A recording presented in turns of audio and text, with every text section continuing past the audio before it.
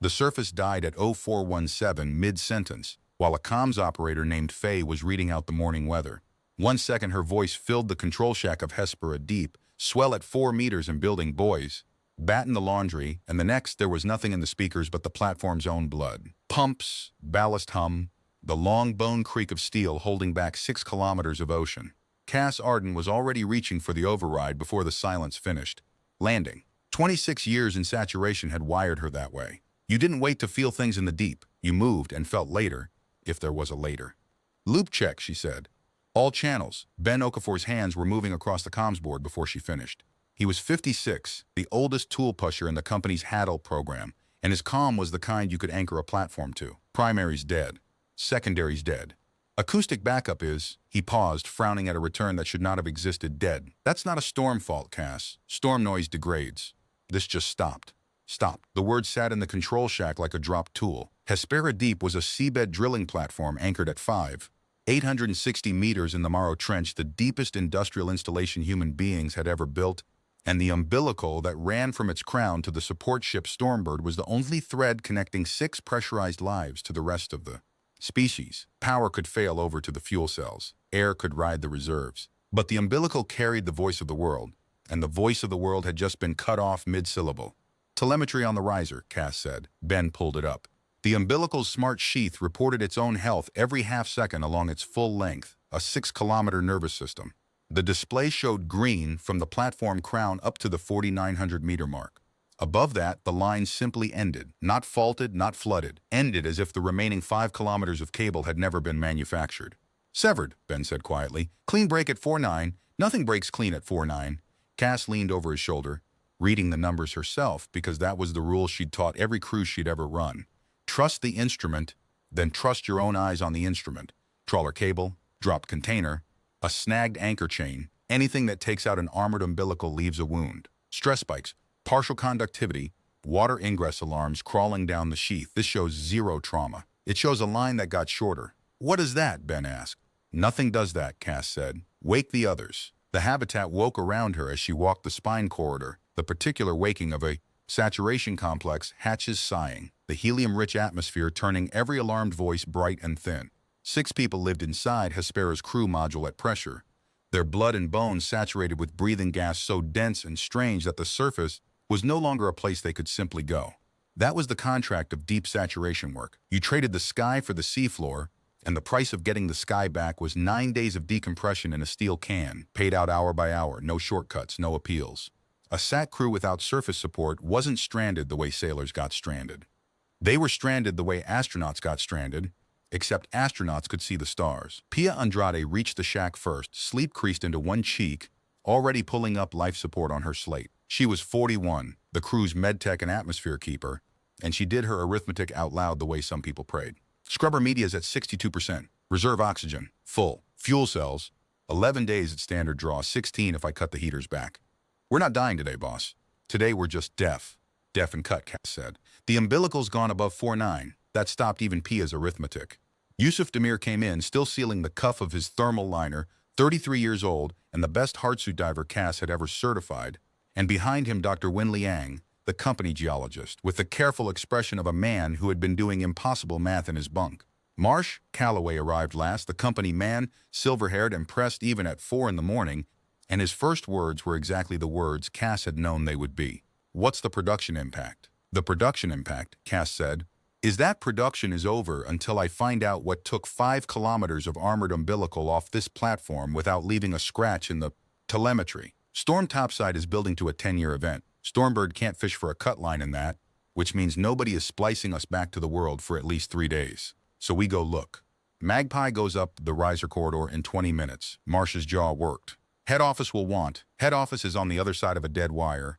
Marsh. Down here there's just us. She said it without heat. It was simply the oldest law of the deep, older than the company, older than the trench leases and the Hadal drilling patents. Below a certain depth, the chain of command shortens to the people who can drown together. Ben, spin up the ROV. Yusuf, prep both hardsuits in case Magpie finds work for hands. Pia, start the consumables clock and post it where everyone can see it. When, she paused, because the geologist was staring at his slate as if it had spoken to him. When? The bore, Wen said. Look at the bore.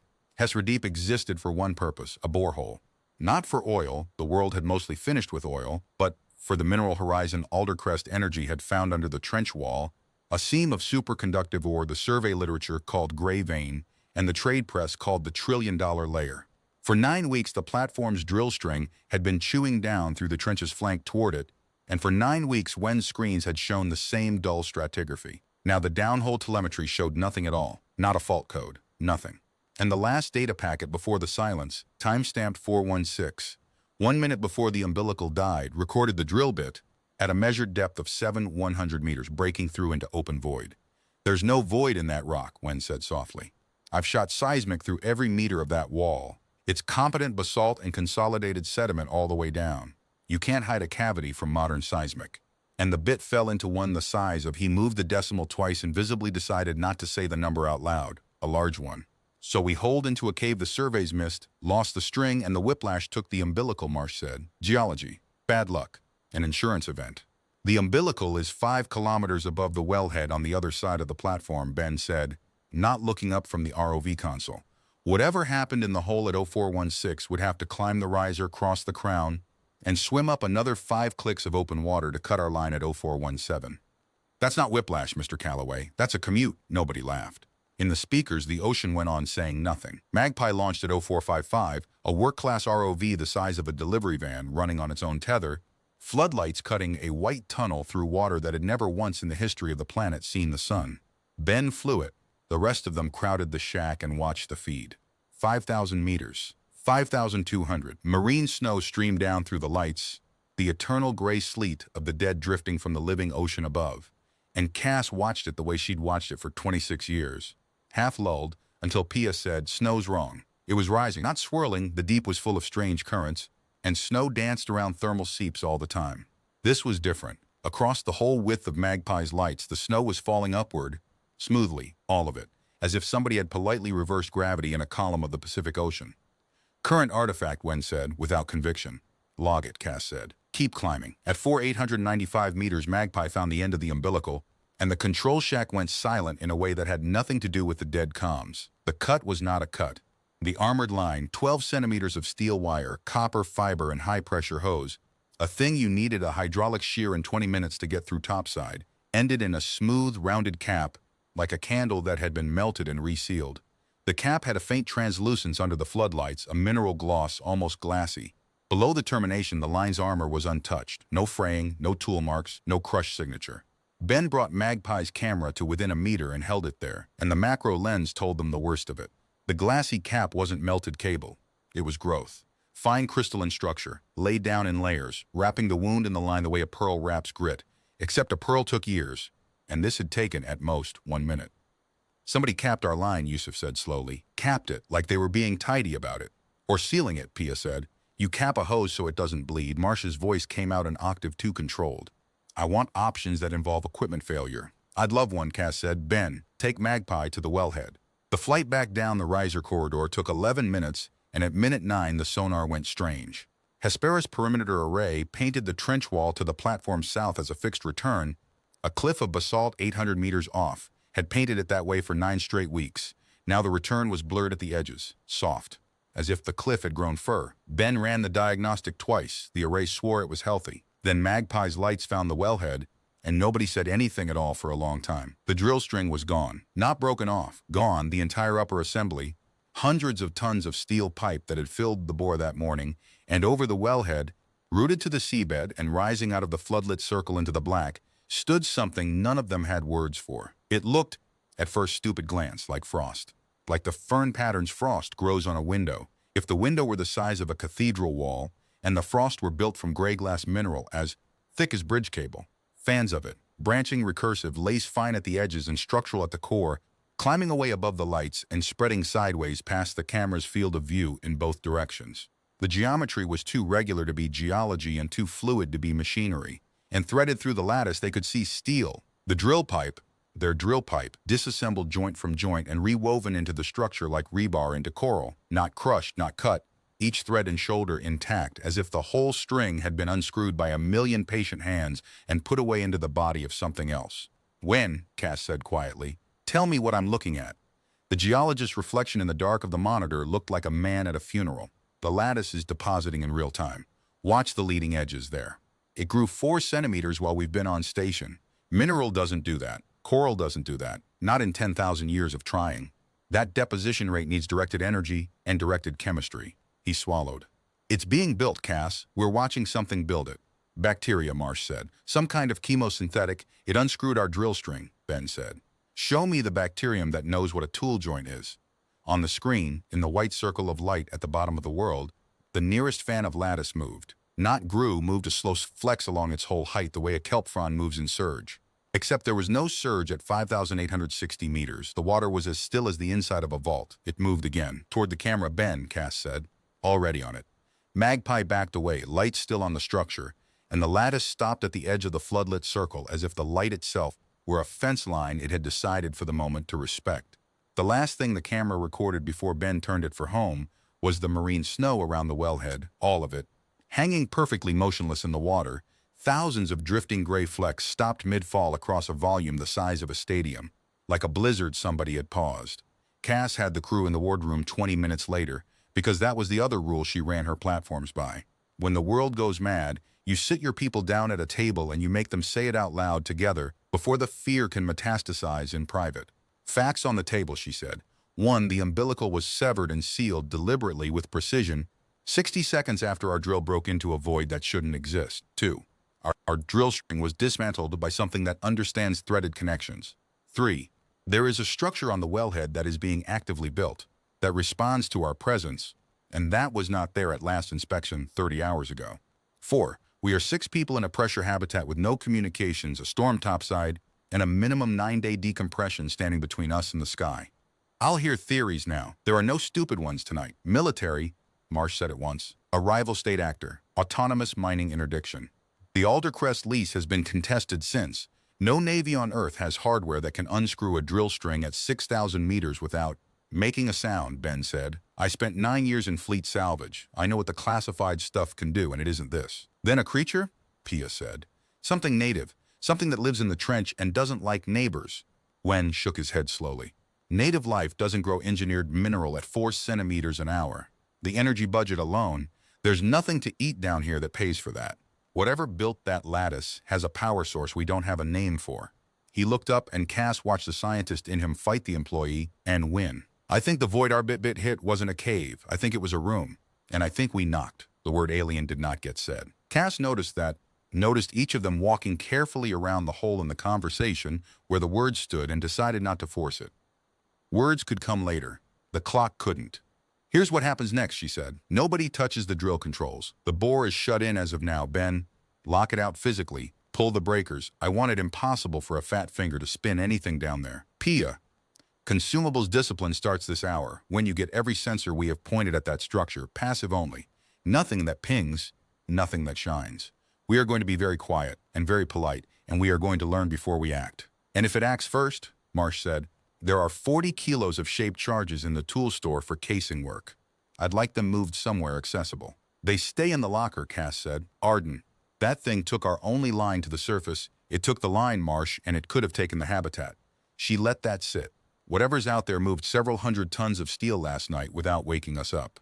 If it wanted 6 dead bodies in a tin can, we'd already be that. It cut our cable, and it sealed the cut. It didn't crack our hull.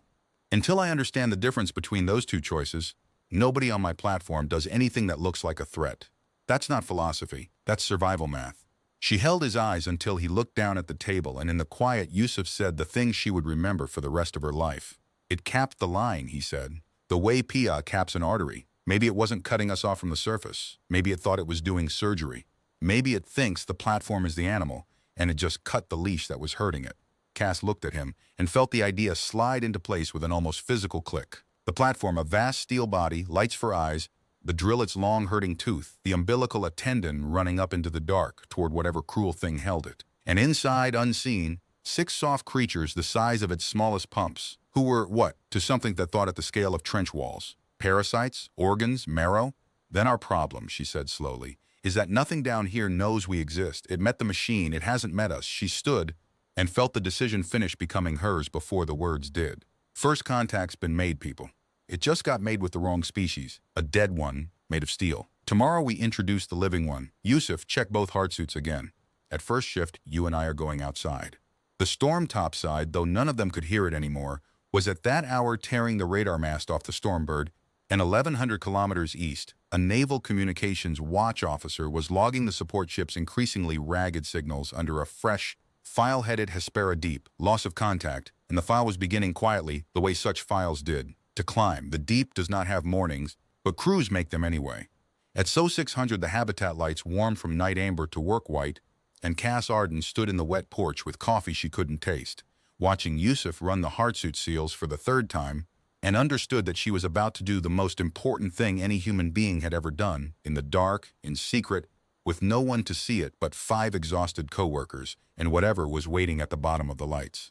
The hardsuits were 1-atmosphere shells, 2.5 meters of cast alloy and joint fluid, rated for the trench floor with margin to spare.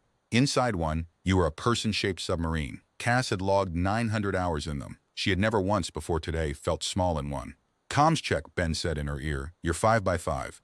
Magpie shadows you at 30 meters, lights low. The moment I don't like something, I'm calling you home, and Cass, you'll come." "I'll come," she said. "You're a bad liar, boss." They went out through the moon pool into water that was 2 degrees above freezing and blacker than the inside of a closed eye, and walked, the slow, bounding dream walk of weighted suits, south across the seabed toward the wellhead 800 meters away, where something the size of a cathedral district had built itself overnight out of glass and patience. Cass kept her suit lights at a quarter power, angled down, unthreatening, she hoped. Polite, she hoped. Halfway out, Yusuf's voice came soft on the channel. "Boss, look up." She looked up and the breath went out of her. The marine snow was not falling. As far as her dimmed lights reached, in every direction the gray sleet of the world hung motionless in the water, and it had been arranged. The drifting flecks stood in lines, curved, parallel sweeping lines, kilometers of them for all she could tell, like iron filings over a magnet the size of a town, like the grain in vast invisible wood. They were walking through a held breath. They were walking through handwriting. "Tell me you're recording," she whispered. "Recording," Ben said in her ear, very quietly. "Cass, the wall." She brought her eyes down. The trench wall to the south, where the sonar had gone soft and furred, the wall was unfolding. Sections of what 9 weeks of survey had sworn was basalt cliff were opening like nothing she could name without lying. Not doors, not pedals, not hands, though her mind grabbed all 3 and kept none.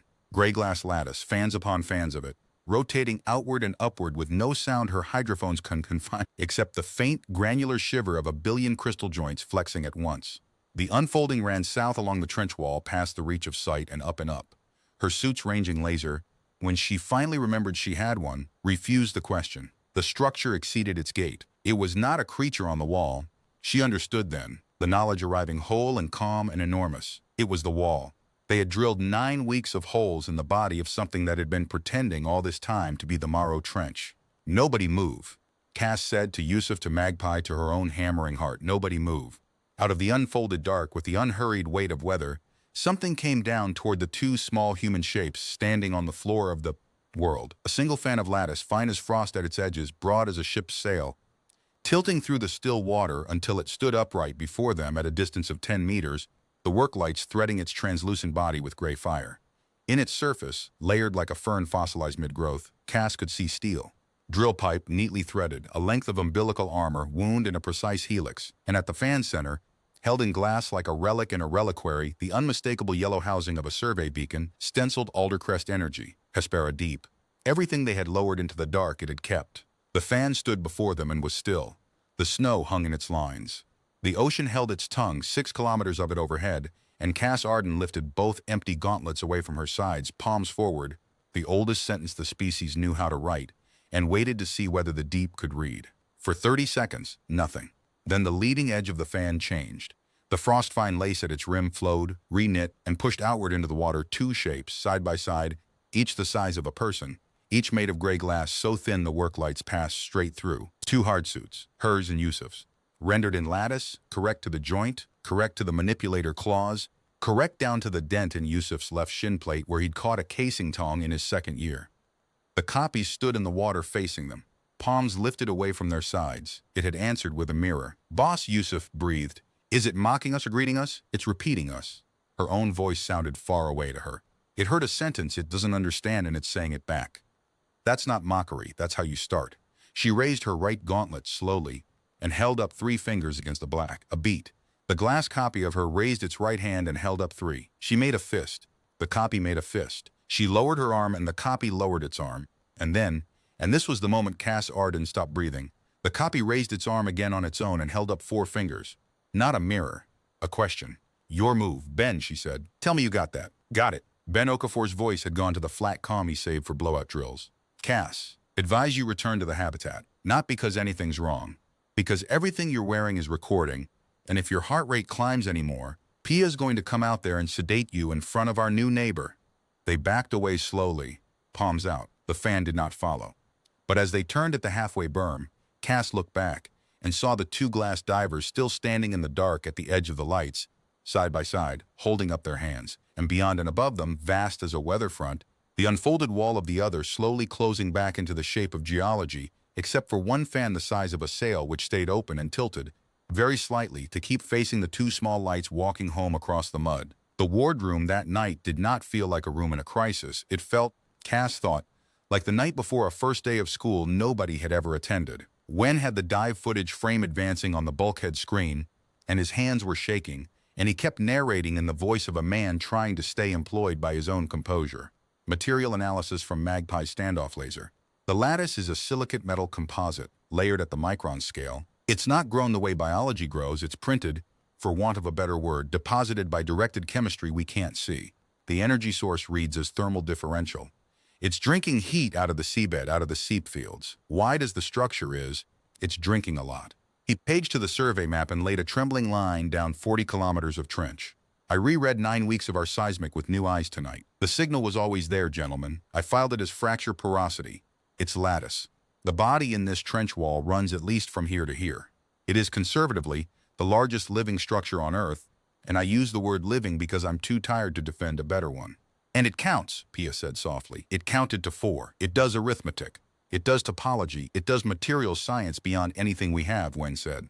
And it dismantled a drill string the way you'd take a splinter out of a child, patiently. So the question I can't answer is the only one that matters. What does something like that want? It wants the drilling stopped, Marsh said. He'd been quiet since the footage, and his voice had a new sound in it, the sound of a man whose ledgers had stopped describing the world. That's clear enough, isn't it? It put up with 9 weeks of us boring holes in its flank, and the day we broke into that void, it ended the operation in 60 seconds. Cleanly, the way you'd take keys off a drunk, he laughed once, without humor. 40 years in extraction. I've been the unstoppable force at 100 negotiating tables, and the first counterparty that ever shut Aldercrest down flat turns out to be a trench. He looked at Cass. I sent the charges back to the deep locker. Inventory sealed. You were right and I was scared, and scared men with explosives are how species fail interviews. It cost him something to say it, and Cass gave it the nod it had earned. Then we're agreed on doctrine, she said. We are guests who wounded a host we didn't know was there. We act like it. We learn its manners, we teach it ours, and we stay alive on the consumables while the storm blows out. When Stormbird reestablishes, we'll have the strangest report in maritime history ready to file. She tapped the table, watches in pairs, Wen and Ben on sensors. Nobody outside without my word. It was a good plan, and it lasted 4 hours. At 214, the platform betrayed them. None of them had thought of it, because it had been background their whole tour. The seabed survey array, the grid of high-energy sonar projectors out on the perimeter that mapped the ore body once a week, every week, on an automated schedule buried 3 menus deep in a system Ben had locked out of the drilling controls, but not the survey suite. At 0214, the array woke, charged, and fired a full-power chirp sequence into the trench wall, a sound at that energy, like a rifle volley fired into the body of a thing made of crystal joints and conduction lines. The answer arrived before the echo. The water itself slammed sideways. Hespera deep, 11,000 tons of ballasted steel, lurched on its foundations like a kicked table.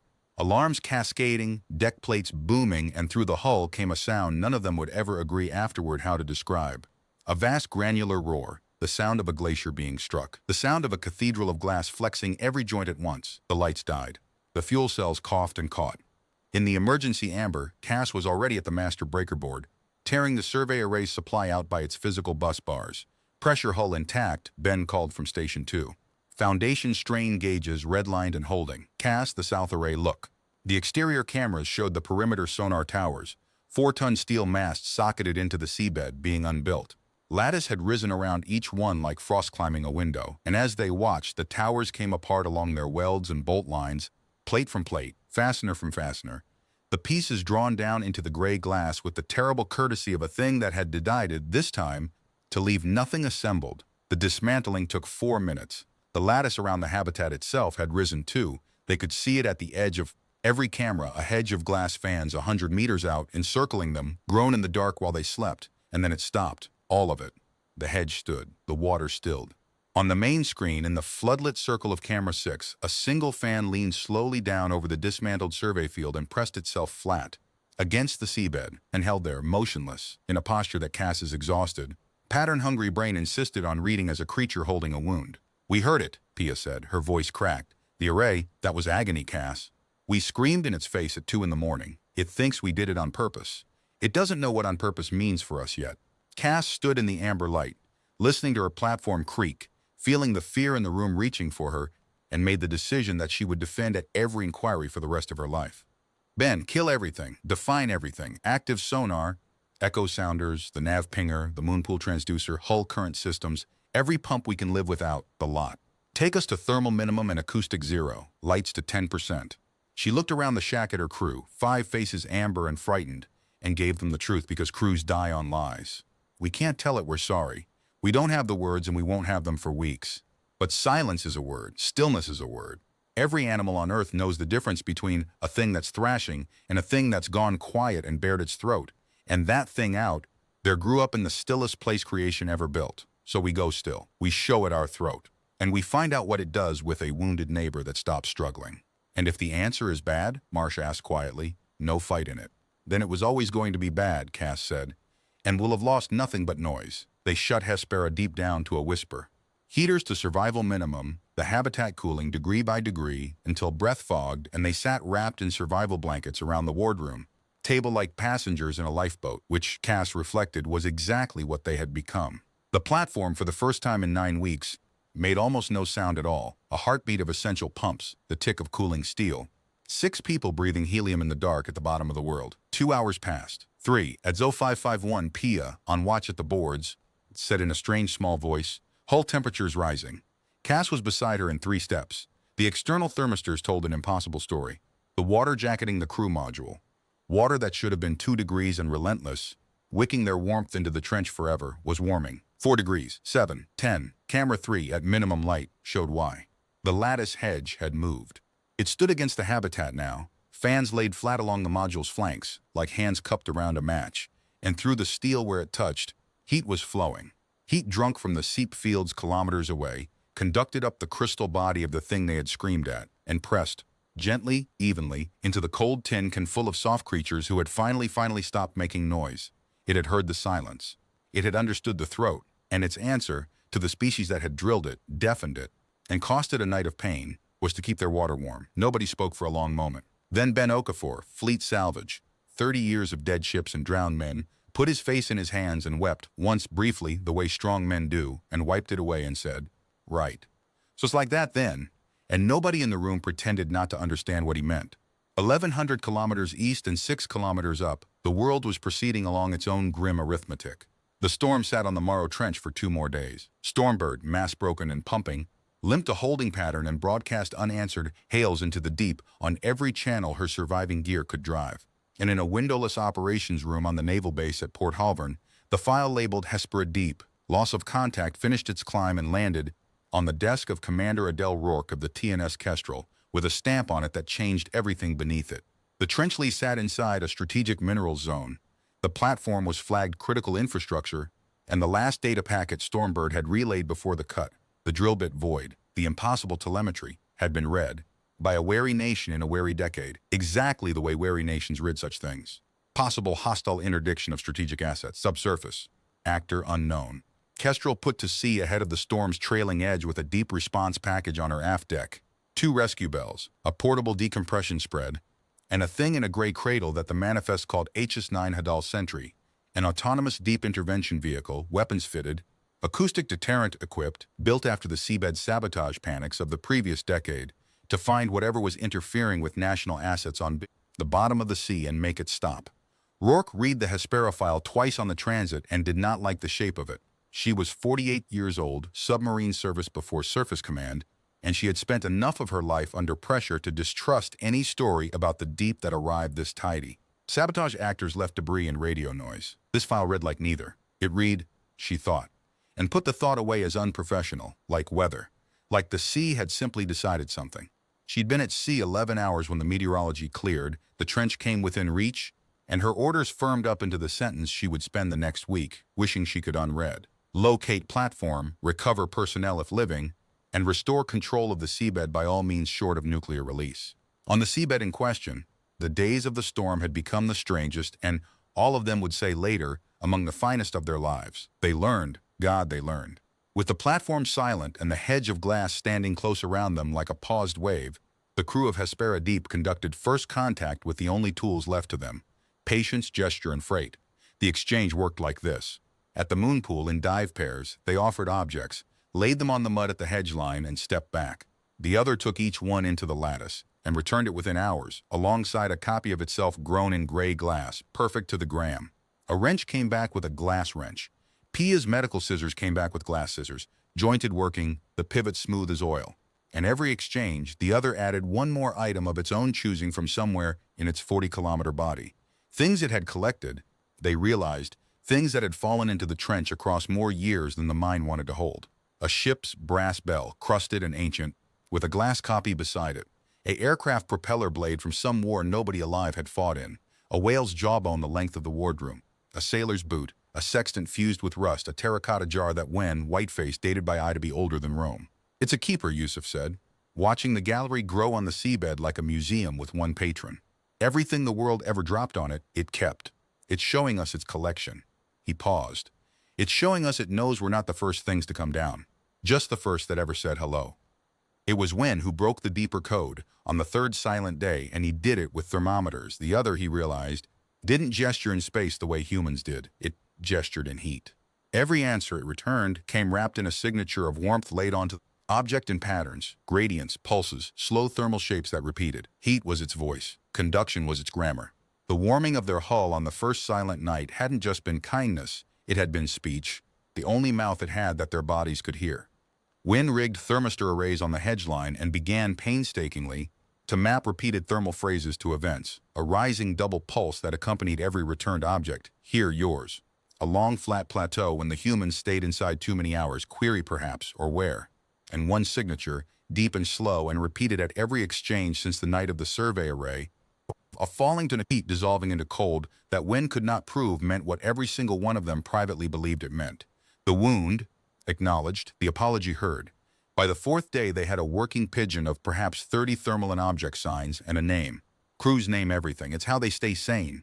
Pia started it, watching the lattice tend its gallery, straightening, sorting, growing glass cases for rust. It gardens, she said. Look at it. 40 kilometers of the loneliest dark in creation, and it gardens. After that, nobody on Hespera Deep called it anything but the gardener. Not every road they tried ran anywhere. The failures taught them as much as the wins, and the worst failure nearly cost them everything they'd built.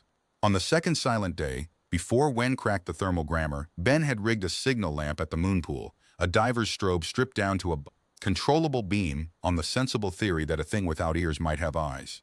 He flashed primes at the hedge line, 2, 3, 5, 7, the universal handshake, the sequence every textbook on Earth swore any mind would recognize. The hedge did not answer. It did something worse.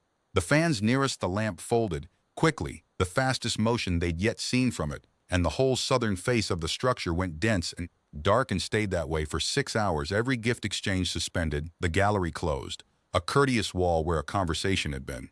It's not blind, Wen said at last, going back through Magpie's spectroscopy with the desperation of a man rereading a love letter for the line he'd missed. Look at the lattice microstructure, photosensitive inclusions all through the outer laminae. It sees light fine, that's the problem.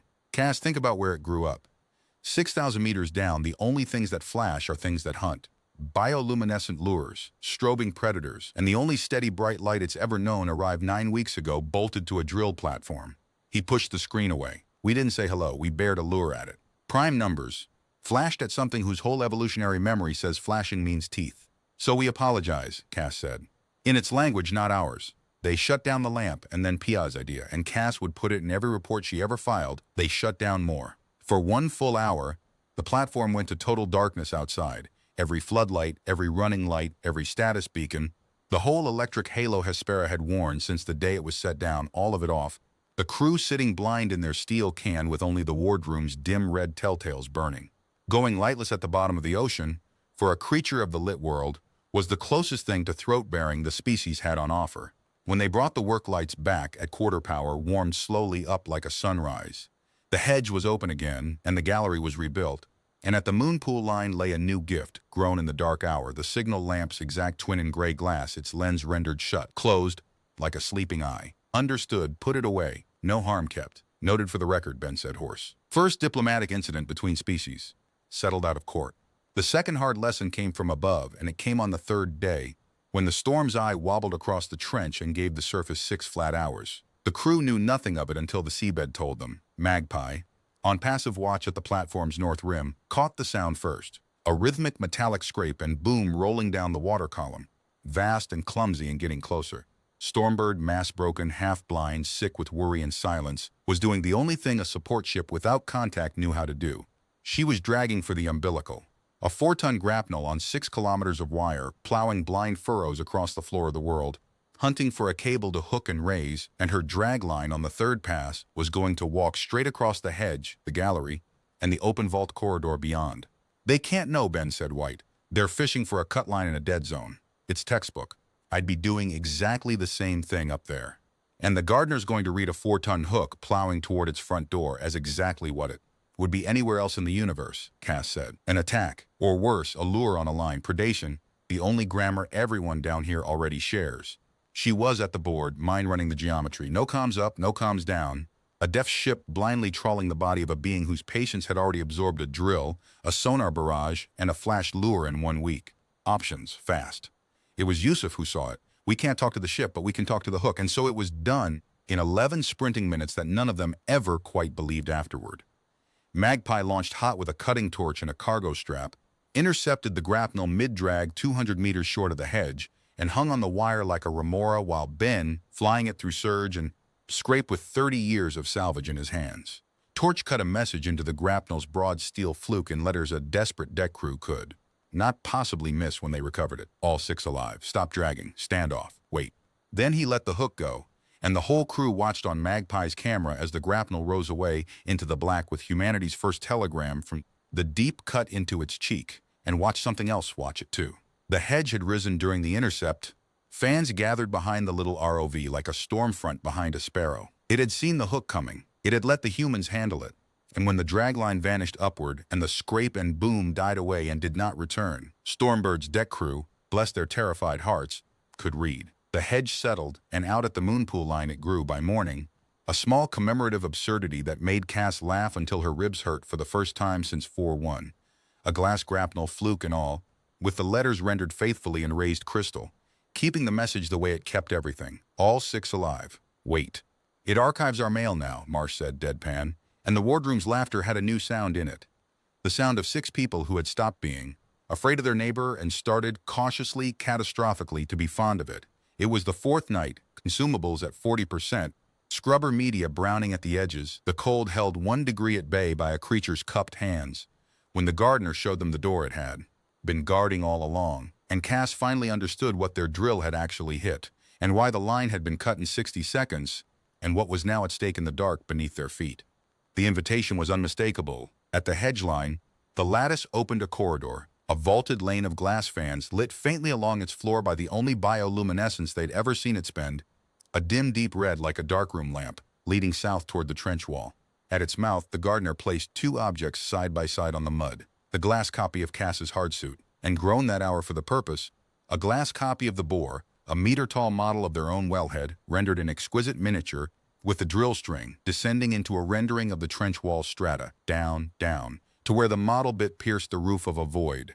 And in the model void, the gardener had grown what the void held.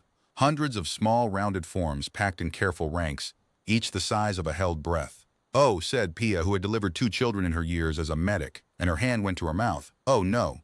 We drilled into a nursery."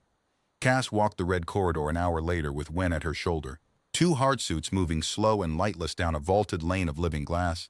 And she would try for the rest of her life to describe that walk and always stop in the same place, defeated by it.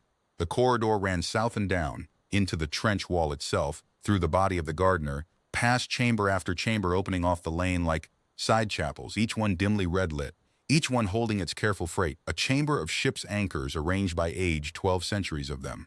A chamber of glass copies of fish, deep species and surface species, some of them. Wen's voice shook, saying it, species extinct so long they predated the trench. A chamber that held nothing but a single column of basalt, polished, with one fossil in its face. A fern, pressed into stone when the world was young, kept the way a family keeps a photograph of a house long sold. It's older than the trench, Wen whispered. It's been keeping things since before this seafloor existed. Cass, the plate itself gets recycled. The ocean floor is born and dies in 200 million years. It's been here longer than the room it lives in. It's moved as the floor moved. He ran out of science and finished with the only word left. It's been waiting. Waiting for what? He didn't answer, and then they reached the vault, and no one had to. The corridor opened into a space their lights could not find the far side of, a buttressed dome. Of lattice, ribbed like the underside of a leaf, vast as a stadium under a glass sky. The bore had pierced its roof. They could see, far overhead, the wound their drill had made, a puckered scar of fresh-grown patch material around a steel intrusion, and they could see the vault's answer to it, kilometers of gray glass shoring grown in 9 weeks, holding the roof, holding the pressure boundary, an emergency repair performed at a scale that made 11,000 tons of platform overhead feel like a toy on a pond. And below, in the body of the vault, in ranks and spirals that receded into the red-lit dark beyond counting, the rounded forms. Each a meter long, each held in its own cradle of fine lattice like an egg in straw, each one faintly, unmistakably warm. Cass read their heat through her gauntlet's sensors as a field of stars in the thermal display, thousands upon thousands of small held suns, seeds, eggs, children. The vocabulary didn't matter and never would. What mattered, what dropped Cass Arden to one knee on the floor of the vault without her quite deciding to kneel, was the arithmetic of the thing. A creature older than the seafloor, alone in the dark for geological ages, gardening the drowned history of a world while it waited, and everything it was waiting for was in this room. Their drill had come down through the roof of the only future the loneliest being on Earth possessed. And its response, its entire response, in the face of that, had been to take the keys away, seal the cut, and keep the trespassers warm. We'd have burned a world for less, she said quietly. We have burned worlds for less. Beside the wound's scar tissue, the gardener had grown a final exhibit, and it waited until their lights found it. The model again, the wellhead, the string, the pierced void, but altered. In this version, the steel of the bore was wrapped at its base in new-grown lattice, and the void's roof was whole, and the small forms in their ranks were intact. Then beside it, a second model, identical but for one difference, and the difference was a long crack running from the abandoned steel bored down through the vault roof, and the small forms spilled and scattered. 2 futures side by side grown in glass, the wound that healed and the wound that didn't. The casing, Wen said. Christ, of course. Our bore's dead, but it's still a steel straw through its roof, full of our drilling fluid, thermally live, chemically live. It can grow patch around it, but it can't trust it. Differential settlement, fluid bleed, casing corrosion, it's holding our splinter in its skin, and it can't pull it out without tearing the wound wider, because it doesn't understand the splinter. We made the hole, Cass. It's asking, and Wen, who had spent his career describing rock to people who saw money, heard himself say the strangest sentence of his life. It's asking for a consult. Then it gets one. Cass stood. In her helmet display, the consumables clock ran its quiet countdown. 41 hours of comfortable margin left.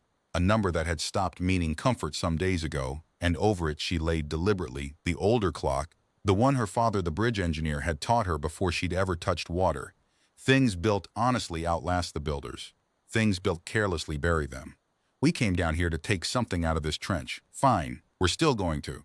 We're going to take out our own splinter, properly, plugged and abandoned to a standard nobody in the company's history ever met, because the client, she felt the words settle into place, permanent.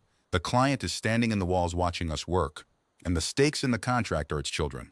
When I want a full P&A program drawn by end of shift. Cement we have, casing cutters we have.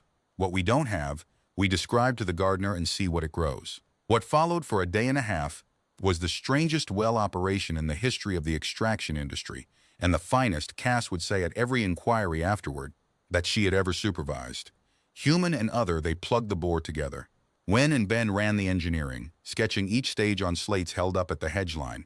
The gardener answered in grown models, correcting them, once rejecting a cement formulation with a model that showed the plug cracked at 100 years, Then growing beside it, the silhouette of an additive molecule that Wen stared at for an hour before whispering that it would work and that no materials lab on Earth had it. Yusuf and Cass dove the wellhead in shifts, setting plugs, cutting casing, their suit lights dim and their movement spare, while fans of lattice, the size of sails, worked beside them with a precision that made their finest tools feel like flint axes, holding tonnage as a surgeon's tray, conducting away the heat of cuts, closing grown glass around each finished stage like a wound knitting in time-lapse.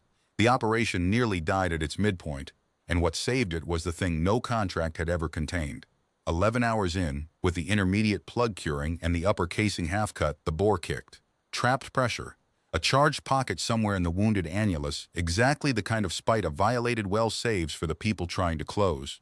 It let go without a flicker of warning, and the wellhead bucked, and a column of gas-cut drilling fluid came up the open casing like the trench, clearing its throat. On any platform in the company's history, the next minutes would have been the blowout drill. Emergency disconnect. Abandoned stations, pray the seabed equipment held. The Kick's plume was driving straight up at the platform's underside. The cut casing was trying to unzip its own slot, and Yusuf was on the wellhead structure with his suit lights showing through a fog of vented fluid like headlamps in a house fire. Off the structure, Yusuf, west side move. Cass was already shouting, already bounding. The foreman's triage running cold and automatic, and then the triage met something it had no category for, because the gardener arrived at the emergency the way weather arrives, all at once, everywhere. It did not flinch from the blown fluid, the noise, the chaos that by every right should have read to it as one more human assault. It read the situation, read it structurally, read it the way it had read their cement formulation and their casing diagrams, read it as an engineer, and it answered the Kick like a colleague.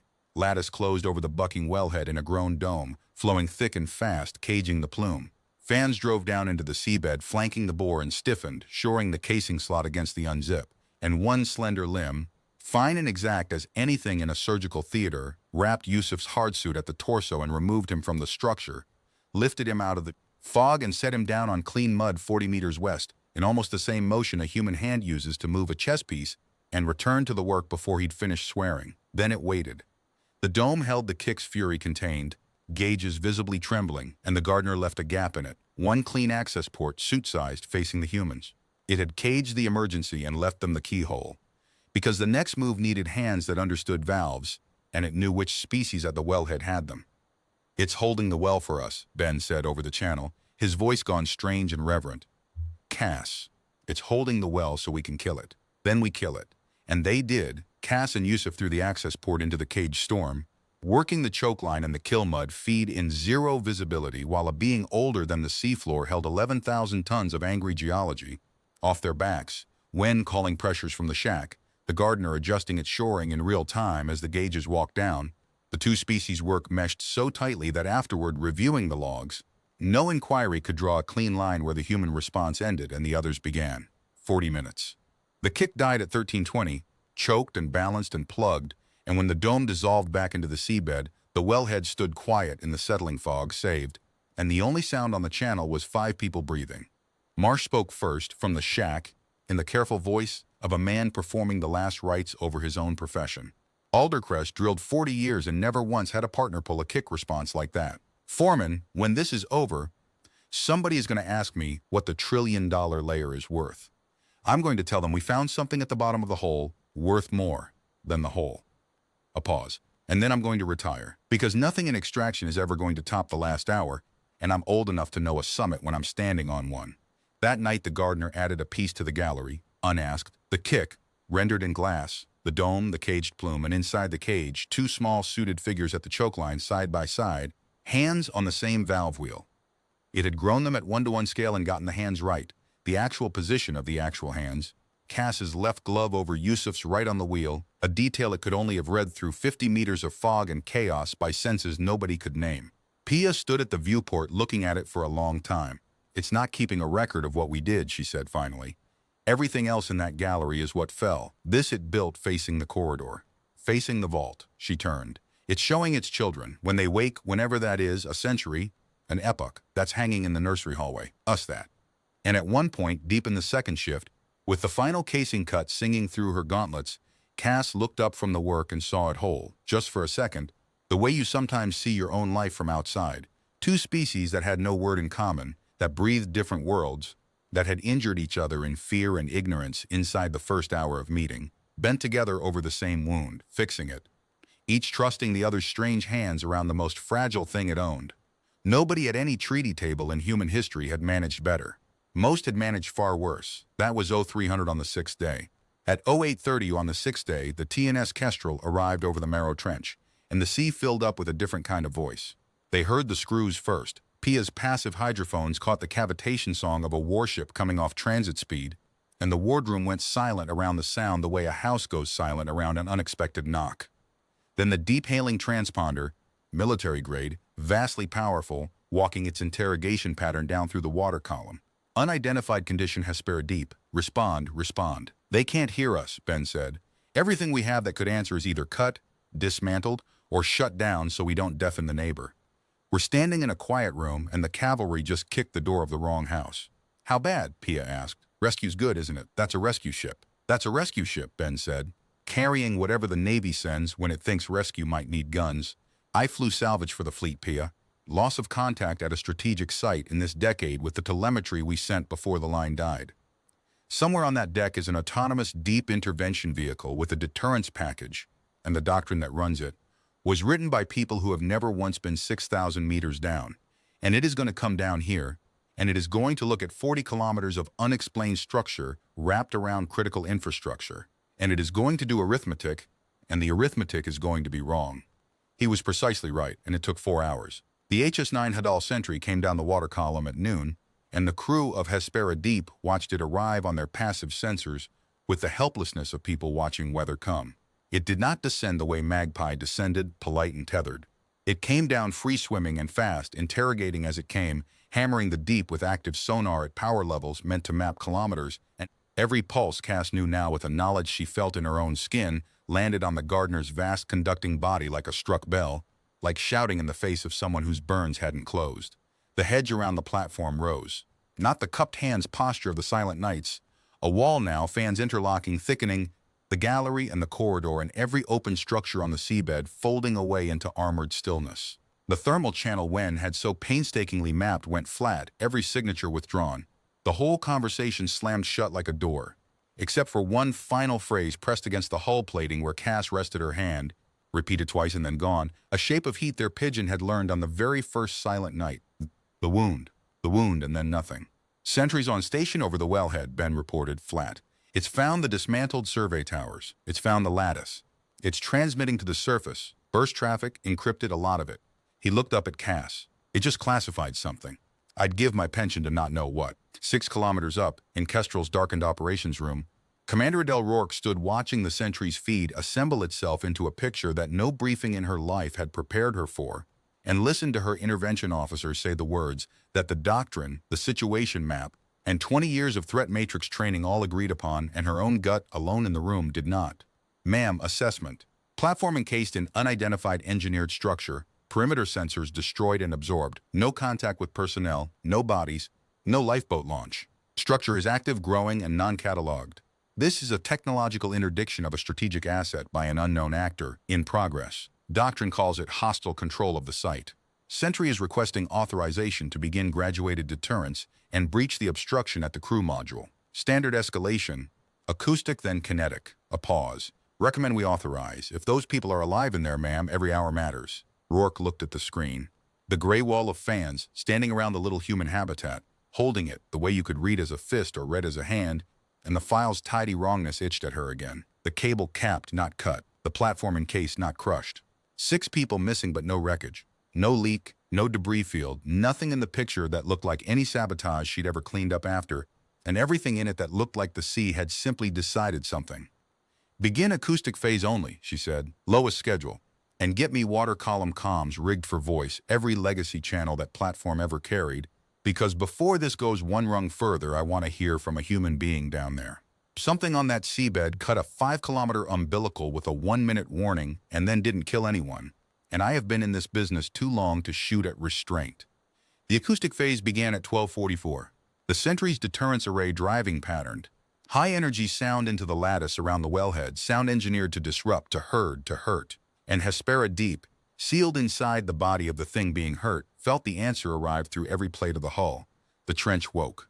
Strain gauges across the platform's foundations climbed in unison, the water pressure outside the habitat flexing, not violently, but vastly, slow waves of force rolling along the trench axis as the largest living structure on Earth, wounded for the second time in a week by small screaming machines, began for the first time to gather itself. Wynne watched his seismographs draw shapes no instrument in the trench had ever drawn and went gray. Cass. The energy in these pressure transients, it's reconfiguring. Mass on the order of the whole southern wall is in motion. If it decides the surface world is a predator, if it answers that thing up there at the scale it can answer, he didn't finish. He didn't need to. 6 kilometers of water stood over every coastline's worth of trench wall, and the arithmetic of displacement was on everyone's face. It won't, Pia said fiercely. It warms hulls. It keeps boots and fossils. It asked us to fix the bore, Cass. It doesn't want. It doesn't want this. Nobody wants this, Cass said. That's never once stopped it happening. She was already moving, because the part of her that felt had handed the watch to the part of her that did, and the part of her that did had seen the whole board in one cold look. A wounded Leviathan with its children under the floor. An autonomous weapon walking up an escalation ladder written by frightened committees. A warship overhead commanded by someone she'd never met, whose next decision would be made entirely on the basis of what they could see. And between all of them, exactly one asset that every party in the catastrophe had reason to trust. 6 people in a tin can who had spent a week learning to talk to the deep. Ben, she said, the umbilical stub on the crown, the 4-9 break. Voice fibers intact in the lower span, intact to the cap. 5 kilometers short of anybody listening. Then we asked the gardener to finish the call. She was pulling her thermal liner on as she said it, walking for the wet porch. It cut that line because the line carried the orders that drove the drill. It capped it like an artery. Fine. It understands exactly what that cable is. The leash, the voice, the place commands come from. We've spent a week teaching each other here. Yours, fix, wound, help. Now we put the cut end of that cable on the mud at the hedge line and we put my hand on it, and we asked the one thing nobody in the history of this planet has ever asked it. She turned at the porch hatch, and her crew saw her face, and stopped arguing before starting. We ask it to give us back our voice, so we can call off the surface. It's severed first contact to protect its children. It can resplice it to protect them too. And if it can't, Marsh asked quietly, if it says no, then I'll be standing on the seabed between a deterrence weapon and a nursery when the music stops, Cass said, which is where the foreman stands. Yusuf, suit me up. They went out too, because she couldn't stop Yusuf from coming and didn't honestly try. The job had a shape that needed 4 hands. The umbilical's lower span was racked along the platform's crown structure, 40 meters above the seabed, and the capped end had to be unshipped from its cradle, walked down the access ladderway, and carried 800 meters across the mud to the hedge line. A kilometer of pure exposure under a sky that was, for the first time in the deep's history, full of noise. The Sentry's acoustic schedule cycled every 11 minutes, a rising chorus of engineered sound that they felt as a deep itch in the bones of their suits, and that rolled along the trench wall in visible consequence, the great fans flinching in slow waves, the water flexing, the platform groaning at its anchors. They were on the crown ladderway, the capped cable freed and slung between them when the trench shrugged and the world tried to kill Yusuf Demir. It wasn't malice. Cass understood that even as it happened, in the long, bright half-second of catastrophe, a pressure transient rolled through. The platform's crown swayed half a meter on its flexing foundations, and the cable's armored weight swung like a wrecking ball and pinned Yusuf's suit against the ladderway frame, not hard enough to breach the shell, but exactly hard enough at exactly the wrong angle to spring the seal on his left shoulder joint at 600 atmospheres. The sound a hardsuit makes when a joint starts to weep at depth is small. A tick, a whisper of mist inside the helmet, frost white. Yusuf's voice came very calm and very fast. Boss, shoulder seal's gone, ingress at the joint. Suits counter fluting the void space, and then the numbers ran away from him, the cold mist filling, the alarm tone stacking, and Cass was tearing the cable's weight off him, and knowing with absolute clarity that it didn't matter, that the math was the math. A weeping joint at this depth was minutes. The moon pool was a 40-meter climb and an 800-meter walk. An emergency blow would send his suit up a water column he could not survive crossing without a bell.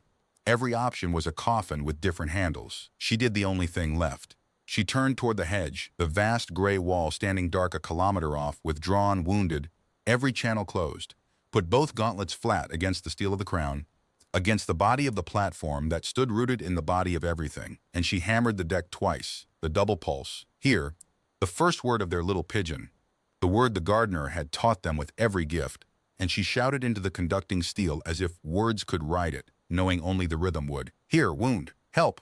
The trench answered in under 4 seconds. Afterward, reviewing the suit logs, Wen would establish that nothing in the recorded event was physically deniable, and that didn't make it 1 degree easier to believe.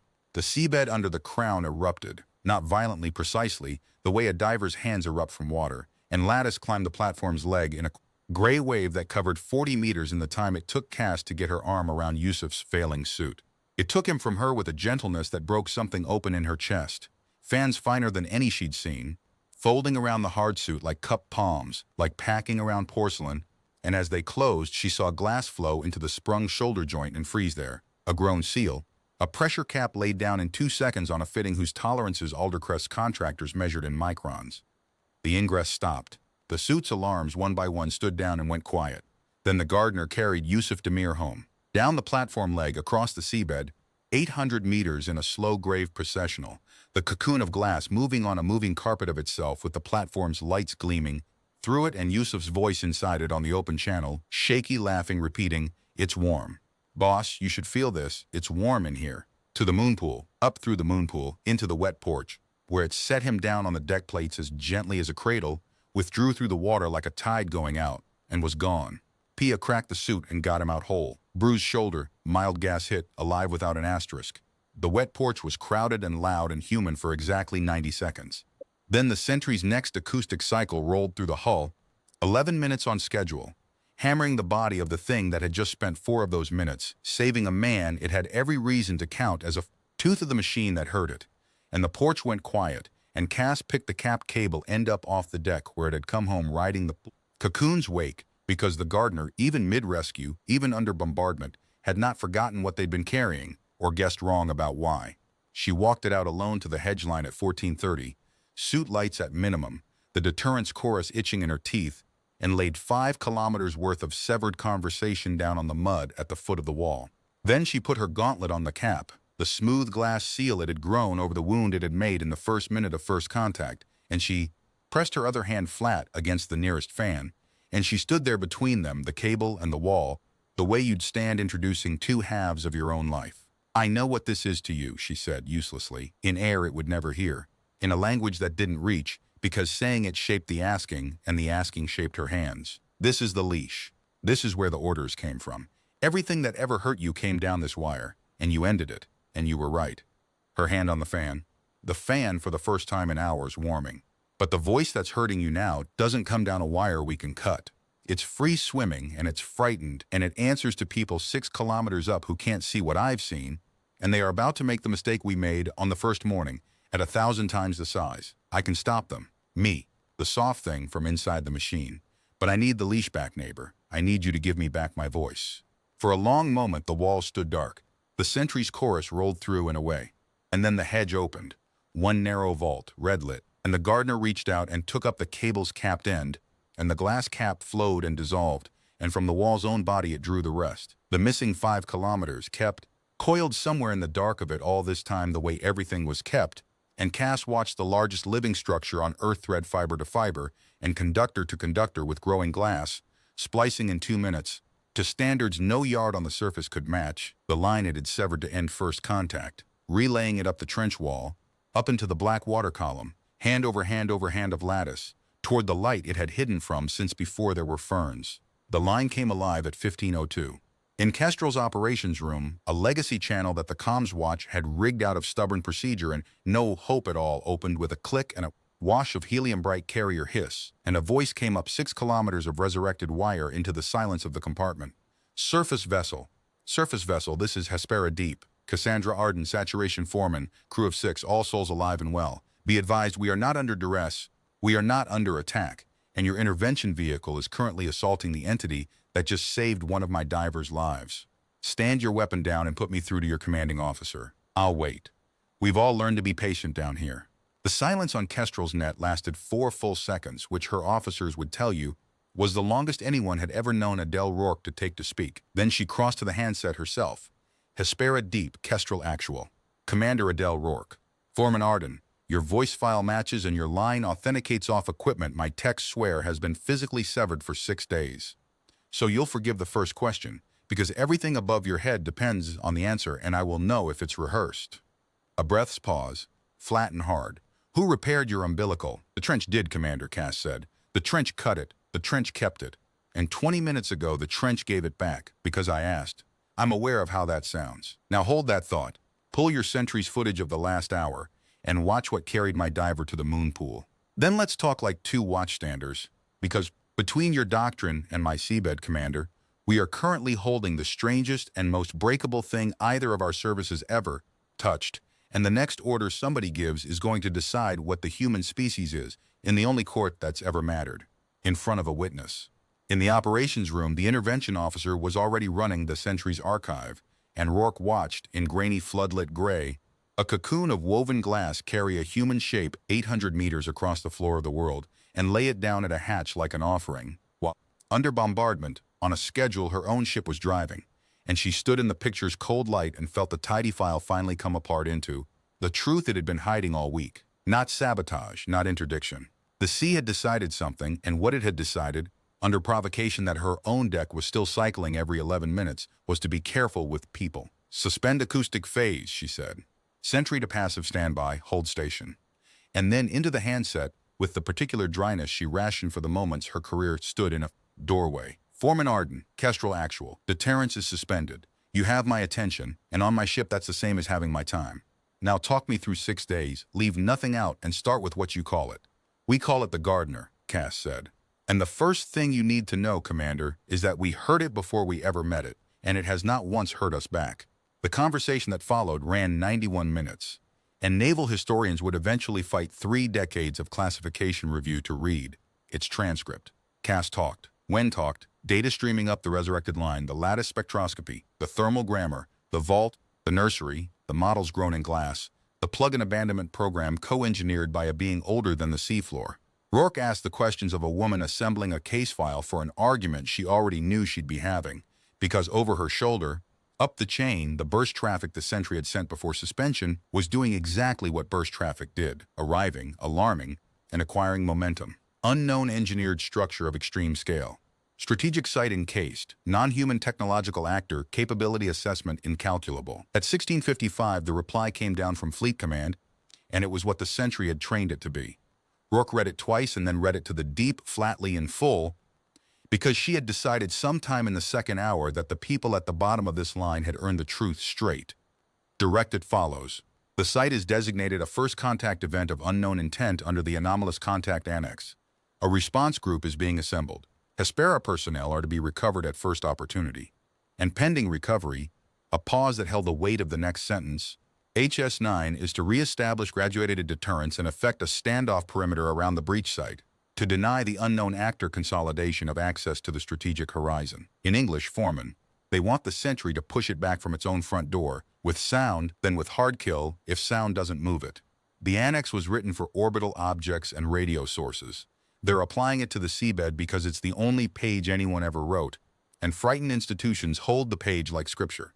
Commander Wynne broke in, his voice cracked and urgent. The breach site is the nursery. The structure isn't consolidating access. It's shielding its children. It will not be pushed off that vault, not by sound, not by anything. There is no force in its body that can leave that room. You will be escalating against the one thing in 40 kilometers that cannot retreat. I know that, Doctor, Rourke said quietly. You've spent 6 days teaching me what's under my keel. I now have until 6 on tomorrow to teach it to an admiralty that's had 6 hours of nightmares and a 1-page annex. I'll spend my career's whole account if that's the price. But I won't lie to you about the odds, and I won't lose control of this deck by refusing orders outright at the first fence.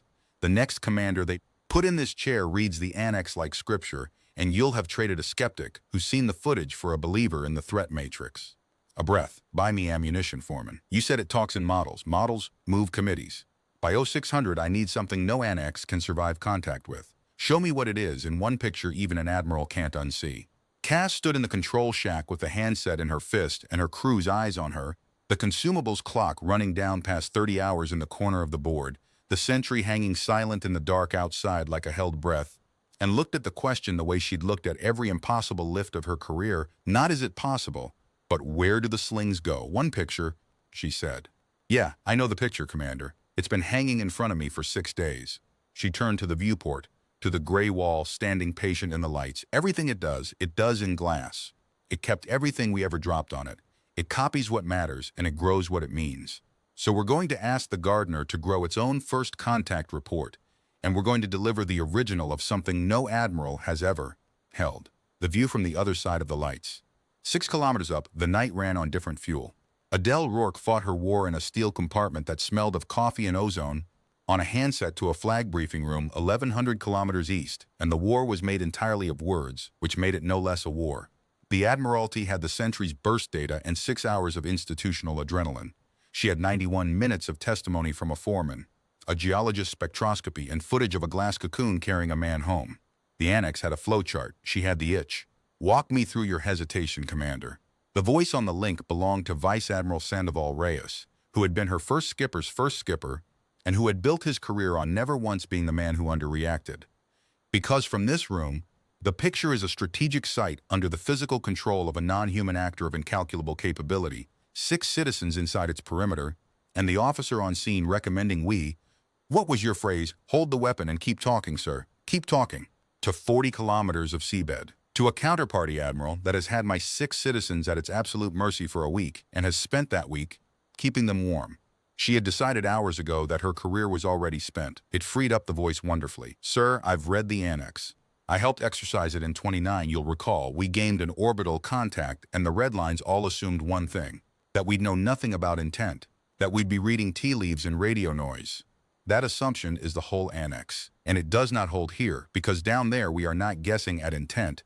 We have a week of demonstrated conduct, documented by instruments, under provocation that would have justified 100 retaliations. It severed a cable and sealed it like a medic. It was deafened by our survey array and answered by warming their hull. It was assaulted by my Sentry's acoustic schedule this very afternoon, answered by saving a diver mid-bombardment. Sir, in 26 years of service, I have never had an intelligence picture this good on a human adversary. We know exactly what it does when it's hurt. It chooses restraint every time, without exception. The only party in this engagement with an unblemished record of de-escalation is the trench, and the annex wants me to push it off its own children with a deterrence array because the page can't imagine a first contact that behaves better than we do. Static breathed on the link. Somewhere behind Reyes, papers moved, and a younger voice murmured something with the cadence of the threat matrix in it. And if you're wrong, Commander, if the restraint is patience of a different kind, if it's learning us before it moves, you're asking me to stake coastal populations on the character of an organism. No, sir. I'm asking you to stake them on the only thing we ever stake anything on. Rourke looked through the operations room glass at the main display, at the gray wall standing around the little habitat on the seabed feed, holding, as it had held all day, conduct under pressure. It's how you judged every officer you ever promoted, Admiral, including me. You put them under load and you watched what they spent and what they refused to spend. That thing has been under our load for a week. It has refused, every single time, to spend us. She let the silence carry one beat. At 0600, you'll have my written assessment either way. But you trained half the people in that room, sir, so you know exactly what the matrix will tell you, because the matrix is us with the serial numbers filed off. It will tell you that capability this size cannot be tolerated uncontrolled. And I am telling you, from the only deck that's actually met it, control was never on the table. The trench could have ended this platform, this ship, and arguably this hemisphere's coastline on day one. We are not choosing whether to control it. We are choosing what it learns about us from the attempt. That's the entire decision space, Admiral. It's been the entire decision space since their drill bit broke through.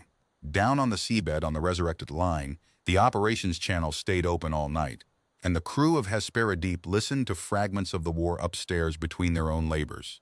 And at one point, deep in the middle watch, Rourke's voice came down to them off-net, tired beyond varnish, and asked the question that wasn't in any annex. Foreman. Straight answer, sailor to sailor. 6 days in its hands. Were you ever afraid of it? Cass thought about lying towards strength and didn't.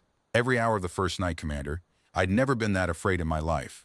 And now? She looked through the viewport at the hedge, where a fan had stationed itself beside the habitat the way it always did in their sleeping hours, close against the steel, keeping the water warm. Now I'm afraid of us, she said. Same as you. That's why you're still on this line at 0300, and your career's in the magazine with the rest of the ammunition. We're the unknown actor in this contact, Commander. We always were. The trench has known exactly what it is for 100 million years. The open question, the only one, is us, so by the time, get me to 0600, and we'll answer the question right. The asking took an hour, and it was Wen's masterpiece. At the hedge line, under minimum lights, he laid out the request the only way their pigeon could carry it. A slate sketch of the basket kestrel would lower. A slate sketch of small human figures, many of them, up at the surface, drawn the way the gardener had seen humans, soft shapes inside hard shells. And then, beside the sketches, the glass models the gardener itself had grown across 6 days, arranged in a row like sentences in a paragraph. The wellhead model, the two futures, the copy of Cass's hardsuit with its lifted palms.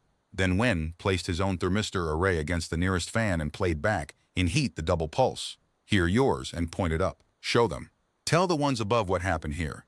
The gardener went still for 19 minutes, the longest pause of the whole acquaintance, and Cass would always believe, unprovably, stubbornly, that what filled that pause was the same thing that would have filled a human silence of the same shape. The weighing of an enormous decision by a being that had survived geological ages by never once being seen. Then the trench wall opened, wider than they had ever watched it open, and the gardener began to grow its testimony. It built through the night, in the floodlit circle where the recovery basket would land, and the crew of HFY Deep stood at their viewports and watched it work with the silence people otherwise save for cathedrals and births. It grew the story of the week in glass, life-size in the round. The platform with its drill descending, rendered to the rivet. The bit piercing the roof of a vault, and inside the vault, the ranked and cradled young. The severed umbilical with its heeled cap. Two hardsuits on the mud with their palms lifted, and facing them one fan inclined toward the small lifted hands. The cocoon carrying a diver home. The wound models, both futures, healed and spilled, and last, at the center, the piece none of them had asked for and none of them would ever be able to speak about evenly afterward. 6 human figures, soft-bodied, unsuited, life-size, grown from memory of faces it had only ever read as heat through steel and glass. 6 people standing in a row with their hands open at their sides, rendered with such patient, alien tenderness that Pia stood at the viewport with tears running freely and said to nobody, "That's what we look like to it. We've been down here being afraid, and that's what we look like to it." At 04:09, Kestrel's recovery basket touched down in the lights, lowered on 6 kilometers of wire with 4 cameras live streaming to an operations room where nobody had slept, and by relay to a flag briefing compartment 1,100 kilometers east, where the anomalous contact annex lay open, on a table, waiting for a 600. The gardener loaded its testimony piece by piece, fans moving with the deliberation of cranes, packing glass in grown padding like a master shipper, and the basket's cameras carried every second of it upward into the world's first sight of Deep's own hands. It was 0455, the basket nearly loaded, the sky over the trench beginning its slow turn toward a dawn nobody below would see, when the week's last and worst misunderstanding arrived, and it arrived the way Cass had always known it would, not from malice, but from doctrine, moving at machine speed in the dark. The gardener, its loading finished, did a thing that 6 days had made entirely natural to everyone who knew it. It turned to the other machine. The sentry hung its standoff beyond the lights, silent on passive standby, and the gardener extended toward it one slender, exploratory fan, carrying, balanced upon the lattice like an offering plate, the neatly bundled remains of the survey towers it had dismantled 5 nights before. Every plate, every fastener, sorted and returned.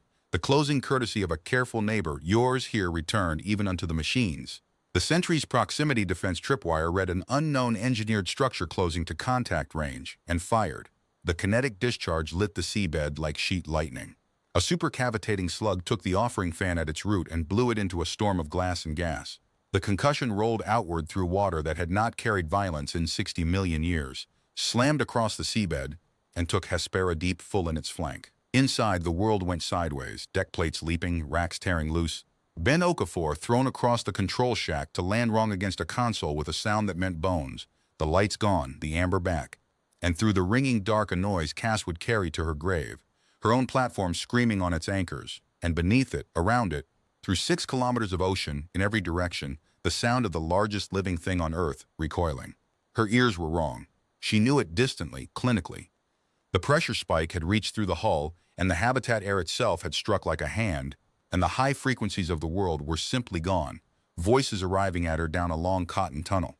Pia was already splinting Ben's forearm. Ben was already talking through his teeth, status, like the old fleet hand he was. The boards told the rest. Scrubber Bank 2 cracked and venting its media to the bilge. Scrubber Bank 1 degraded. The consumables clock, recalculating in front of her eyes from 30 hours to a number that ended the same way every version of this week had always threatened to end. And outside on the sonar, the trench was rising. There was no other word. Along 40 kilometers of wall, the Gardner was leaving its long stillness, mass in motion on a scale the seismographs refused politely to graph, the water column flexing in slow titanic waves, the hedge around the platform thickening into ramparts, and over the breach site, over the vault, over the nursery, the fans gathering into a thunderhead of glass with the sentry hanging at its center like a fly in front of an avalanche. The sentry, whose threat library had just been vindicated by contact, was climbing its ladder. Deterrence array charging for the kinetic phase's full schedule, target solution locked on the largest structural mass. The vault's scar. The patched wound in the nursery's roof. "Kestrel, abort it!" Cass was shouting into the handset over alarms, over her own cotton-wrapped hearing. "Abort your weapon. It's targeting the nursery. You are 2 minutes from teaching this thing what we are forever, transmitting abort continuous, since the discharge." Rourke's voice was controlled fury, a commander watching her own hardware secede. "The slug's bubble cloud is sitting between us, and it like a curtain. The acoustic link won't carry. I'm repositioning over the top of it now to burn through. Gun teams locked out. Everything in this hull that swims is locked out. But Arden, the sentry's defense loop is autonomous, and it has seen what it calls a hostile act. And until my signal lands, it will keep. A beat, and the truth, flat. I can't reach it.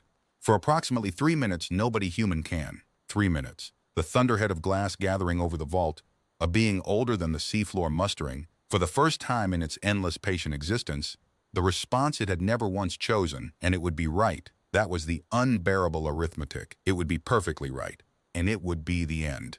Of the century, of the platform, of 6 soft creatures in the blast radius of a tectonic shrug, and of something larger that had no second chance. The conclusion the deep would keep, in the long vault of its memory, about what had come down the wire from the world of light. Everything it had decided about people in 6 days, unwritten by one machine doing exactly what frightened committees had built it to do, unless the field of fire had a person standing in it. Cass was moving before the thought finished assembling, through the wet porch, into the suit, seals slamming, Yusuf's hands working the closures because he'd read her face and skipped the argument, his own face gray with the knowledge that this was the job and she was the foreman, and the foreman stands where the load swings. "Line stays open," she said to him through the helmet ring. "Whatever happens, Wen keeps talking to Kestrel, and you keep talking to the wall. Both conversations, to the last second. That's the whole strategy, Yusuf. Both conversations to the last second. And you? I'm the punctuation," she said, and dropped through the moon pool into the dark. 800 meters. She did not walk it. She fell across it in long-weighted bounds, suit alarms cheering at joint loads, her ruined ears full of her own blood beat and the vast subsonic groan of the gathering wall. The water around her alive now with current where no current belonged, marine snow streaming past her lights and ribbons. Ahead, the sentry hung in its own glare, deterrence array glowing charge amber, the gun pod index at the vault's scar. Above it, the glass thunderhead leaned in, fans the size of sails, of fields, blotting the sonar picture, and she could feel through her boots, through the mud, through the conducting body of the world, the trench taking its one slow breath before the strike that would end the acquaintance of 2 species. She put herself in the gap, directly between the sentry's gun line and the scar, in the bullseye of everything, and she killed her suit. Lights, dark, thrusters, cold. Active sensors, silenced. Every system that hummed or pinged or shone, every signature that machine doctrine or alien perception could read as threat, shut down with 6 switches, until what stood on the seabed between the weapon and the children was the smallest, stillest, most defenseless object in the trench. One human shape, helmet bowed, knees down in the mud, both gauntlets lifted from her sides with the palms turned out and open. The first sentence, the oldest one, "Here, soft if." The gardener saw her. She never doubted it, then or after. She felt the seeing arrive the way you feel a room's attention turn. The thunderhead, mid-gathering, hung. 40 kilometers of mustard mass leaned over its own held strike like a wave refusing its own gravity, because its strike line ran through the one. Small, warm thing that had hammered here, wound, help into the steel, that had knelt, that had given back the leash and asked instead.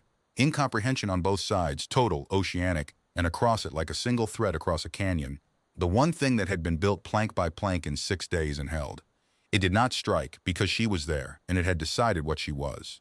And what she was not a thing it would spend. The sentry's array reached full charge. Cass knelt in its light with her eyes open, watching the gun pod's index marks settle, listening to her own breath and the cotton roar of her broken ears, and she spent what she fully understood might be her last 2 seconds on a strange, calm pride, not in herself, in the species that had managed, despite everything in its history, to be standable in front of.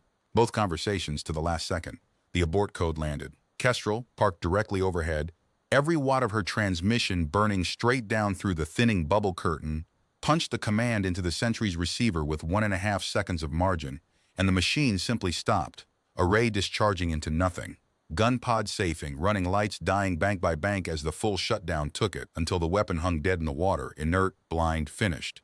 Rourke's voice came down the wire into the suit Cass had left open on the receive-only channel, and it was not steady, and she plainly did not care who heard it. Weapon is dead. Hespera, the weapon is dead. Foreman Arden, if you're alive down there, you are the hardest thing to watch I have ever put on a screen, and every flag officer east of here just watched it with me. Live. The basket cameras were still running. They saw all of it. They saw it hold. They saw you kneel, and they saw that thing hold.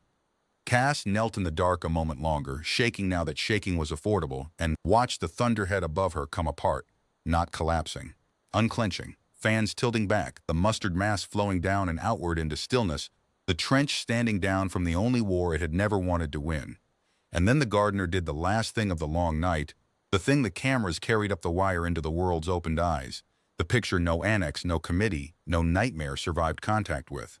It took the dead Sentry, gently, the way it took everything, and it dismantled it. Plate from plate, fastener from fastener, gun pod and array and threat library, every component sorted with the terrible courtesy it had shown the survey towers, and it carried the bundled pieces to the recovery basket and packed them in beside its own grown testimony, neat as laundry. Yours returned. And beside the dead weapon it placed one final object, grown sometime in the dark of that endless night, and Cass, rising from her knees in the floodlights, was the first living witness to see it whole. A glass copy of a kneeling hardsuit, palms open, life-size. Perfect to the dent and the scar. The view from the other side of the lights, the thing the deep had decided to keep, out of everything the surface had ever dropped on it, as the record of what people were. At 0608, the directive was rescinded. What came after the standing down was not triumph. It was the bill, and the deep presents its bills without sentiment.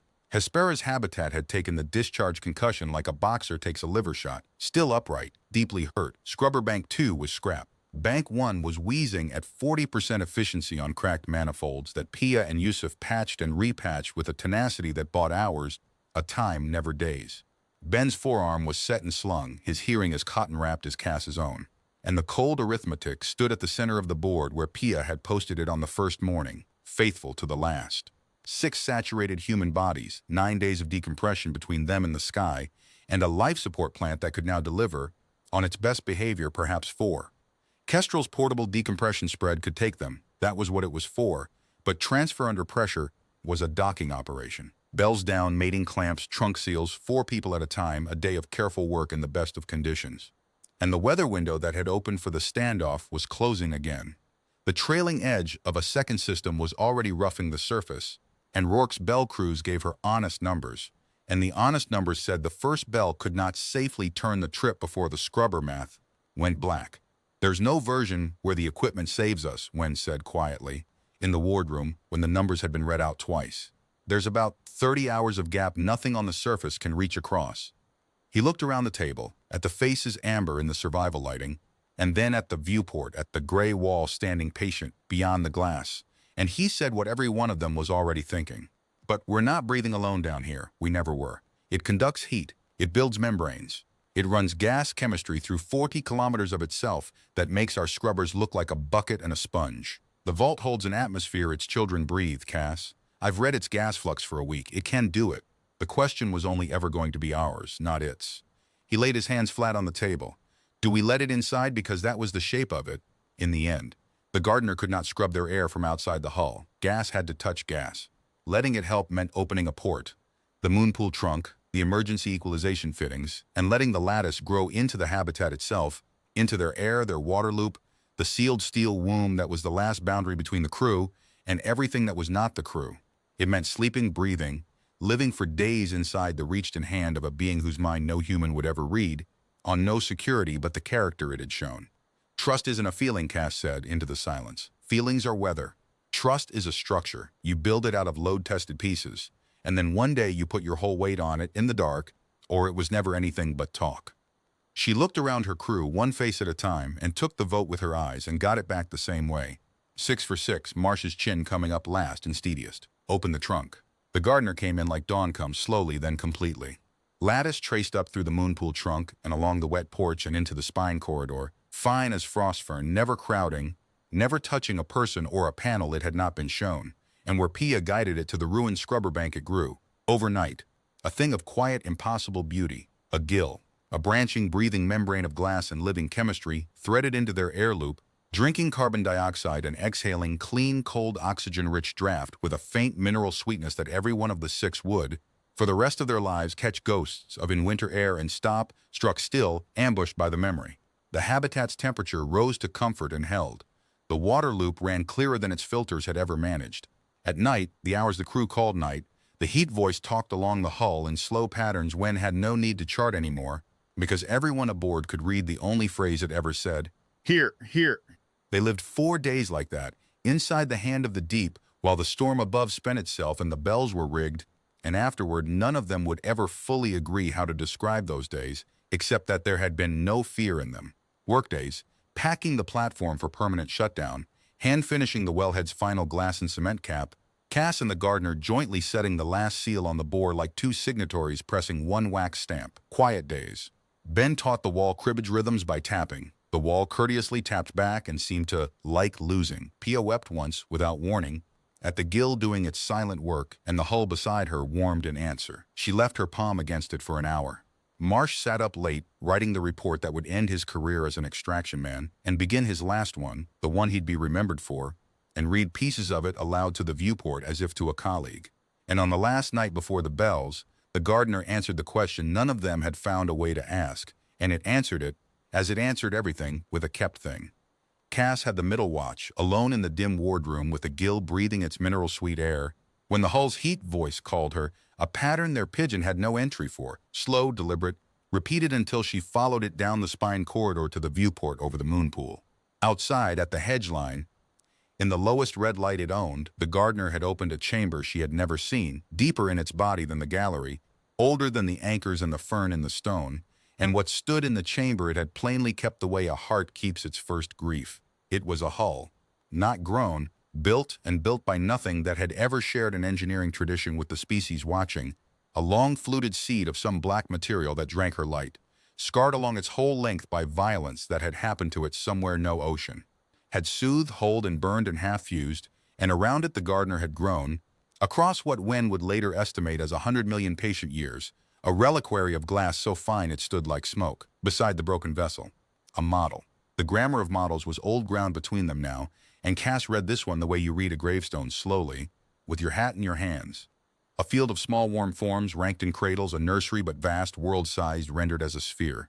Then the sphere broken open, scattered, a handful of warm motes fleeing into rendered dark.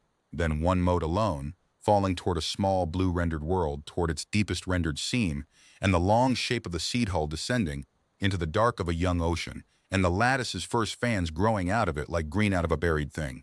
And over it, layer by layer, the trench assembling itself across deep time, geology growing around the refugee like a scar around shrapnel. It was not native. It had never been native. It was the last seed of a broken garden, planted in the deepest, stillest, most defensible dark the galaxy's neighborhood offered.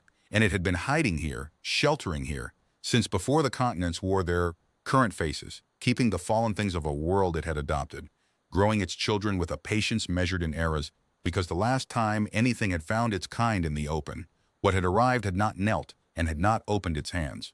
Cass stood at the viewport a long time, her palm flat on the cold glass, her ruined ears full of her own pulse, understanding at last the full size of the week, why the silence, why the buried vault, why a being that could dismantle navies chose, every single time the quiet answer, because noise, somewhere in its long memory, was what hunting sounded like, and it had crossed a darkness humans had no word for to find one trench where nothing would ever flash at it again. And into that trench, 9 weeks ago, had come a drill. You hid from the whole sky, she said softly, to the glass, to the red-lit reliquary, to the oldest survivor she would ever meet. And the first thing that ever dug you out of hiding was us. Her breath fogged the port. Hell of a draw, neighbor. Hell of a species to get.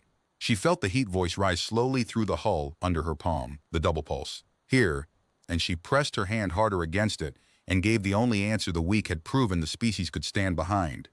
We'll guard the door. As long as there's 6 of us alive who saw this, and then longer, because we'll tell them, and the telling's already started upstairs. Sleep deep. Grow them slow. We'll guard the door. By morning the chamber was closed, the reliquary folded back into the body of the wall, and none of the cameras had recorded any of it. The showing had been for one witness in the watch hours, in the old way of confidences.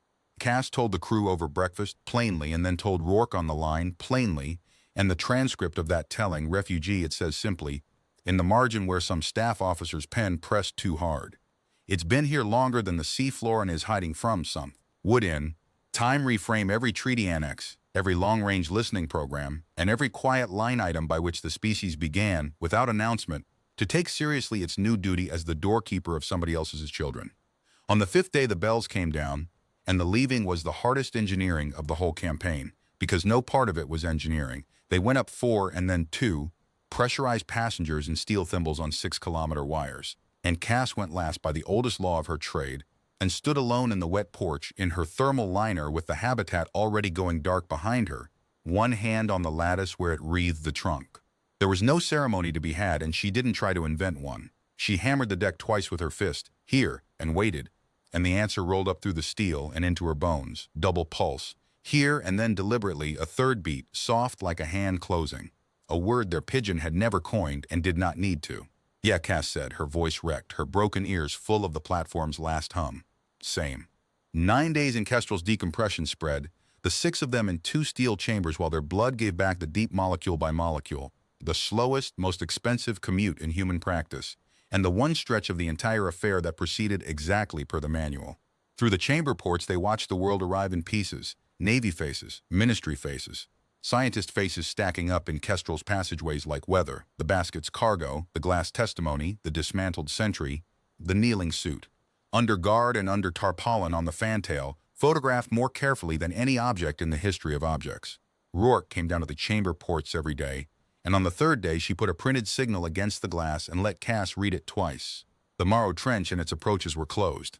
Permanently, to drilling, to survey, to salvage, to weapons, to traffic, to noise, by emergency covenant of every government with a navy long enough to reach it, the fastest multilateral instrument signed in 80 years, because the basket's footage had leaked exactly once, to exactly the right rooms, and no minister who had watched the wave hold over the kneeling diver and unclench had been able to sit in his chair and argue for the old arithmetic. The Covenant's working annex established a standing mission, observation, language, slow careful exchange at the hedgeline, everything passive, everything patient, a listening post at the rim of the deep funded like a navy and mandated like a monastery. They were calling the whole instrument formally the Hadal Accord. The drafting committee's margin note, leaked along with everything else, had named it better. The quietest treaty ever signed, with the oldest party ever to sign one. The crew of Hesperodeep surfaced on a gray bright morning into a world that knew, not everything, not yet. The full footage would be a decade unspooling, but enough. There was no parade and all 6 of them had negotiated hard through Marsh to make sure of it. There was a closed inquiry, 11 weeks long, at which Cassandra Arden testified for 19 days with her hearing aids turned high in her father's plumb-line patience, and at which the recording of her final order to the surface, stand your weapon down, we've all learned to be patient down here, was played in a sealed room to people who decided things and changed measurably the way some of them were decided ever after. The well was struck from every ledger. Aldercrest took its compensation and its restructuring. The trillion-dollar layer stayed where the only court that mattered had ruled it would stay, under the floor of a nursery, in the keeping of its rightful owner.